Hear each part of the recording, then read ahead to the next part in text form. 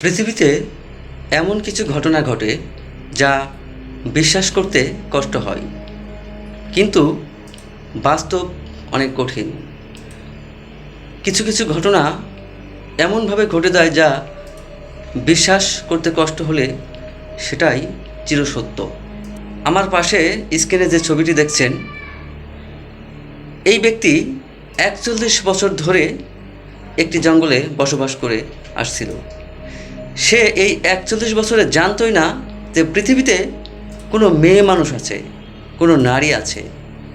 চলুন আসল ঘটনা শুনে আসি।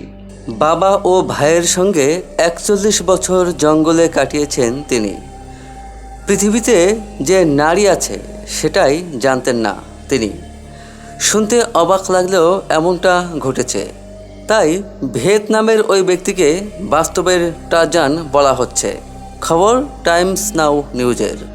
ভিয়েতনাম যুদ্ধ চলাকালে ১৯৭২ সালে যুক্তরাষ্ট্রের ফেলা একটি বোমার আঘাতে হোভান ল্যাম নামের ওই ব্যক্তির মা ও ২ ভাই বোন মারা যায়।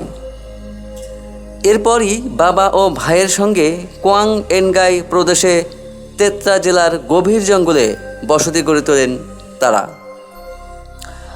গত ৪ দশকে তারা মাত্র ৫ জন মানুষকে দেখেছে এবং প্রতিবারই তারা ওই ব্যক্তিদের থেকে পালিয়ে গেছে। এই দীর্ঘ সময় তারা মধু, ফলমূল এবং বন্যপ্রাণী খেয়েছেন। জঙ্গলের মধ্যেই ঘর তৈরি করে সেখানে থেকেছেন তারা।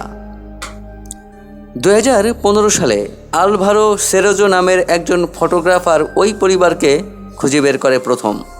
পরে তাদের উদ্ধার করা হয় এবং স্থানীয় একটি গ্রামে নিয়ে যাওয়া হয় তাদেরকে, যেখানে নারীরাও বাস করে। সেরোজো বলেন, ল্যাংয়ের বাবার মনের মধ্যে ভয় ঢুকে গিয়েছিল। তিনি বিশ্বাসই করতে পারেননি যে ভিয়েতনাম যুদ্ধের সমাপ্তি ঘটেছে। তিনি বলেন, তারা দূর থেকে কাউকে দেখলে পালিয়ে যেত। ল্যাং এখনও নারী ও পুরুষের মধ্যে মৌলিক পার্থক্য জানে না বলেও জানান সেরোজো।